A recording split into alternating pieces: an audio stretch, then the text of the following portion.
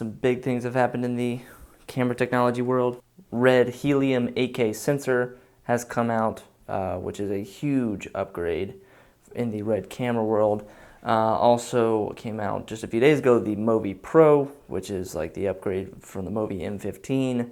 If you're not familiar with that, that's a really highly professional gimbal system, electronic gimbal system, you know, stabilizer. Those have all come out, and it got me thinking, would I buy those kinds of things, and would I want to purchase those kinds of things? I made a video a long time ago, and I'll put it right here. I have to dig in my archives.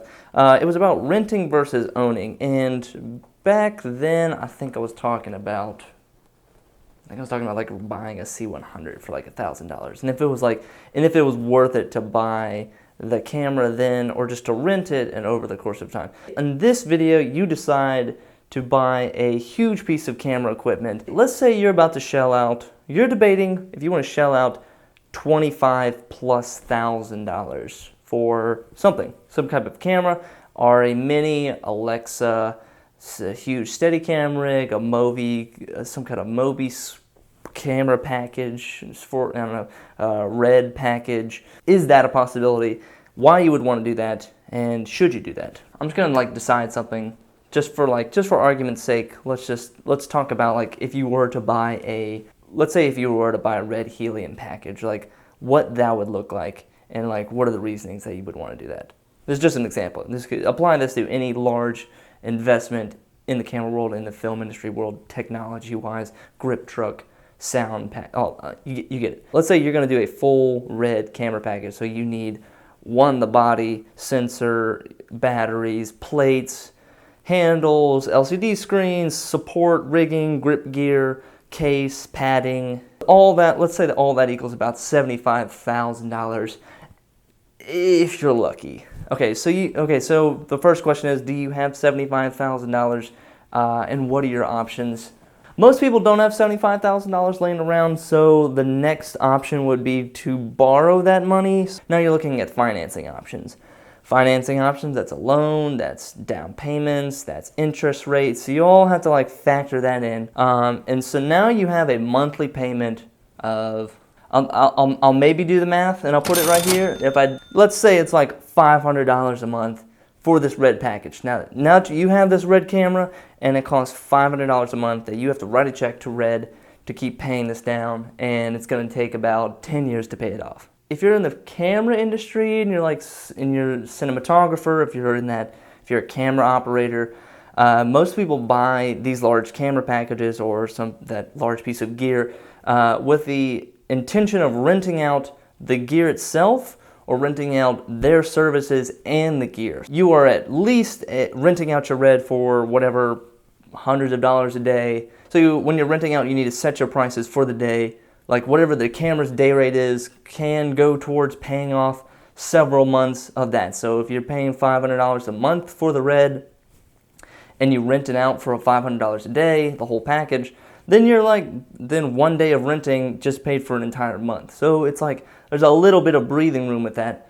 The downside is if nobody rents it for the entire month, then you have no way to make that money. Like you're sitting on some extremely expensive equipment with no way to make money off it at that moment. Are you in the right area to rent out that kind of gear? Are you in rural Kansas where you're trying to rent out a Red, or are you in New York City or LA where you're constantly like able to rent out your Red package, and you build contacts and you build networks and you build a reliable income, or you build a reliable connection with someone who consistently rents the Red from you with operating the gear? Like you're now a Red camera operator, like Red cinematographer. That's a little bit of spicy flavor to your cinematography portfolio. People say like, oh, you're a cinematographer and you have your own gear and it's professional grade Red equipment. Yeah, sure, like you're hired.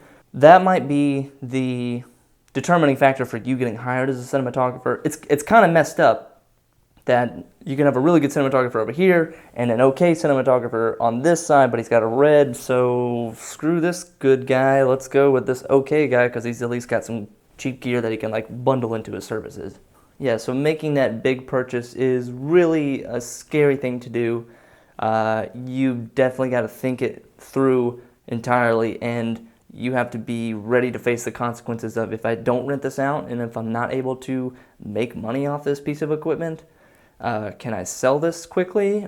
Like, how do I get rid of this? How do I make this a liquid asset? Because you're sitting on a $75,000 piece of equipment and it can't do anything for it. You're basically just staring at $75,000 on your desk that you can't touch and that you can't do anything with. Come up with a game plan, come up with an almost business plan for making that huge purchase.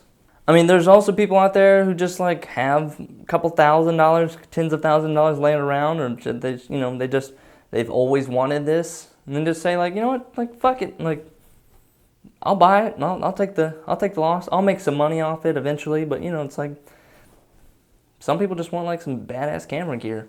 So if you're gonna make that huge investment, if you're going to shell out tens of thousands of dollars for a piece of equipment that you're gonna rent, you need to start building those networks now, those connections now. If you're going to operate with your gear, then you need to become very familiar with the gear very quickly, or you need to become a seasoned camera operator, tech, cinematographer, whatever, for this piece of gear. You got to know your shit, because if I'm renting your gear and also renting you, essentially, I want you to be as good as the gear I'm renting as well. It's a huge risk. It can pay off. There is a lot of downside. Upside's not for me. I can't convince myself of the upside. You can make some seriously good money. I mean, it's like Airbnb. You're sitting on a very valuable asset. It is a very low effort cost. So it's like when you're renting out to somebody, you're not doing any of the work. They are, and they're just paying you money for using something that you already own. There's a lot of risk involved, and you got to be 100% aware of that risk before you make that huge purchase. So I want to thank you guys for watching. Be sure to subscribe. My name is Jordan Anderson, and this is the end of the video.